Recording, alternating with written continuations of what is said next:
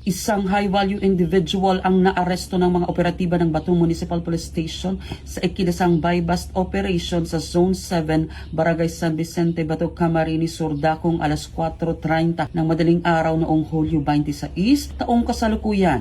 Kinilala ang suspect sa alias na Elson, 45 taong gulang at residente ng naturang bayan. Pinangunahan ang operasyon ng Batu Municipal Police Station sa pamumuno ni Police Captain Mark Anthony Oclidera, katuwang ang mga operatiba ng Office of the Deputy Regional Director for Operations, Regional Police Drug Enforcement Unit, Region 5, Provincial Intelligence Unit, Provincial Police Drug Enforcement Unit ng CAMSUR PPO, Philippine Drug Enforcement Group, Special Operations Unit 5, sa koordinasyon ng Philippine Drug Enforcement Agency, Regional Office 5. Naaresto ang suspect matapos umanong magbenta sa isang police pusher buyer ng 15 gramo ng hinihinalang shabu na nagkakahalaga ng 102,000 piso kapalit ng 45,000 piso na buy-bust money. Sa kabuuan, 115 gramo ng hinihinalang shabu na may tinatayang halagang 782,000 piso ang nakumpiska sa operasyon. Isinagawa ang pagmamarka at inventaryo ng mga ebidensya sa harap ng suspect at mga mandatory witnesses.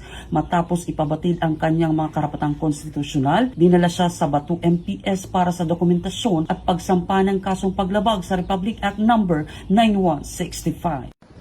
Mula dito sa Camarines Sur Police Provincial Office, ako po si Police Staff Sergeant Gerald A. Corporal, nag-uulat sa Police News Network.